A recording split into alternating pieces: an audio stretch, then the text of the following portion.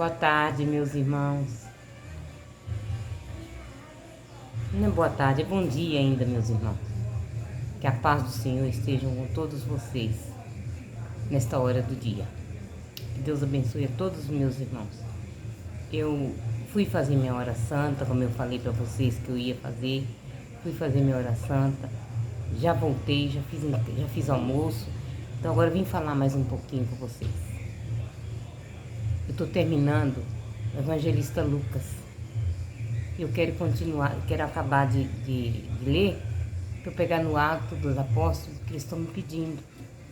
Estão pedindo, eu vi nos comentários. Aí eu fico tão feliz. Eu fico feliz, gente, porque é sinal que vocês estão lendo. Porque, graças a Deus, tem alguém lendo o que eu estou escrevendo, que eu estou lendo, que eu estou falando para vocês. Que Deus abençoe a todos. Quem não se inscreveu, que se inscreva. É um canal de conteúdo católico, como eu já falei, bíblico, católico. Que sejam todos bem-vindos para ouvir a palavra do Salvador, do nosso Senhor e Salvador. Aqui eu vou falar do Lucas, versículo 20.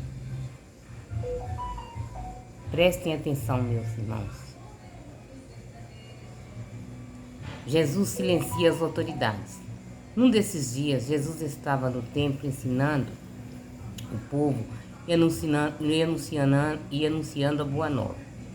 Então os chefes dos sacerdotes, os doutores da lei e os anciões apareceram e disseram: Dizem-nos com que autoridade fazes tais coisas? Quem foi que deu essa autoridade? Jesus respondeu: Eu também vou fazer uma pergunta para vocês. Digam, o batismo de João vinha do céu ou dos homens? Mas eles comentaram entre si. Se responder que vinha do céu, ele vai dizer, porque vocês não acreditam em João. Se dizemos que ele vinha dos homens, todo o povo nos apedrejará, porque está convencido de que João era um profeta. Então eles responderam que não sabiam de onde vinha. E Jesus disse: Pois eu também não sei, eu também não vou dizer a vocês com que autoridade faço essas coisas. Jesus acusa as autoridades. Então Jesus começou a contar ao povo esta parábola. Um homem plantou uma vinha, arrendou a alguns agricultores e partiu para uma longa viagem ao estrangeiro. Na época da colheita, mandou um empregado aos agricultores para que lhe dessem uma parte dos frutos da vinha. Mas os agricultores bateram nele e o mandaram de volta sem nada. O dono mandou outro empregado. Os agricultores bateram nele também.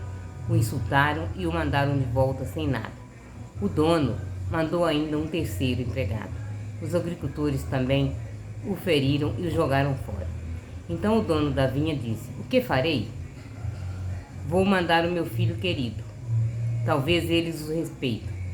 Mas, ao vê-los, os agricultores comentaram entre si: Este é o herdeiro, vamos matá-lo, para ficarmos com a herança. Então eles jogaram o filho para fora e o mataram. Pois bem, o que é que o dono da vinha fará com esses agricultores? Ele virá, destruirá esses agricultores e o entregará a vinha a outros. Ouvindo isso, eles disseram: Que isso não aconteça.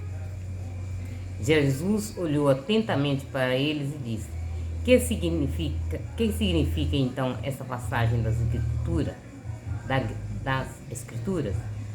A pedra que os construtores deixaram de ficaram de lado, tornou-se pedra mais importante? Perdão. O que significa esta passagem das Escrituras? A pedra que os construtores deixaram de lado tornou-se a pedra mais importante? Perguntando, né? Todo homem que cair sobre essa pedra ficará em pedaços, e aquele quem sobre ela cair ficará esmagado. Então, nesse momento, os doutores da lei e os chefes dos sacerdotes procuraram prender Jesus. Eles tinham entendido muito bem que havia contado essa parábola contra eles, mas ficaram com medo da multidão. O povo pertence a Deus. Sim, meu irmão, nós pertencemos a Deus. Os doutores da lei e os chefes dos sacerdotes ficaram à espreita, mandaram espiões, fingindo que eram justos, a fim de surpreender Jesus em alguma palavra. Desse modo, eles poderiam entregá-lo ao poder e autoridade do governador. Os espiões perguntaram a Jesus: Mestre, sabemos que falas e ensinas com retidão.